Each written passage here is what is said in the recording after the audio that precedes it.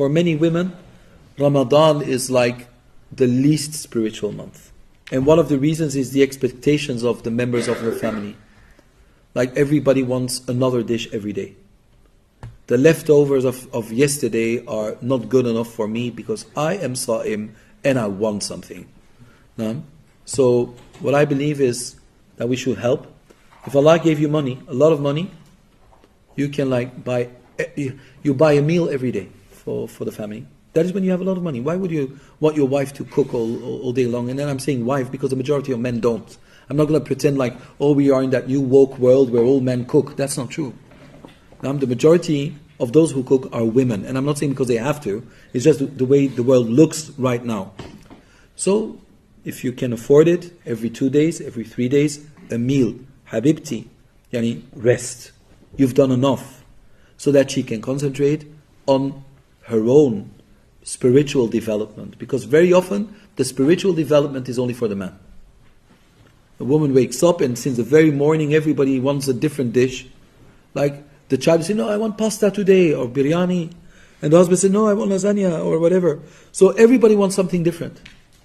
And the cookies that are never made, they are made in Ramadan. So all of a sudden, it's kitchen day. Ramadan is kitchen month. That is not Ramadan. Of course, there is that atmosphere. It should be beautiful. But please, remove that. At least every 3 days, either you cook. Like I have a cookbook where I look into, and then I say, okay, I will make something simple, but it makes them happy. You know, when a woman eats somebody else's food, she's always happy because she doesn't have to prepare it herself. You know, and she doesn't, when she looks at her food, it's the result of pain, right? Okay, let me just eat it. But the small thing that you make will make her happy. So that's why every 2 days, 3 days, cook yourself. It's okay, man can cook. You won't go to hell if you cook. You may cook in hell if you don't. Especially when your wife is in a period where she doesn't have to fast. Why would you like to burden her with waking up with Fajr when she can just sleep all the way? Yallah, tell me.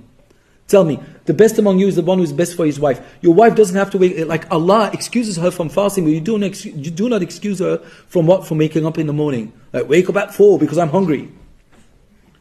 Sleep, Habibti. You sleep until 10.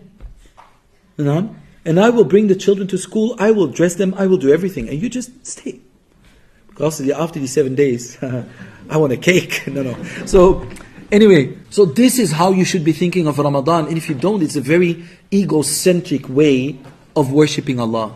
Building yourself at the expense of others. That's not a man.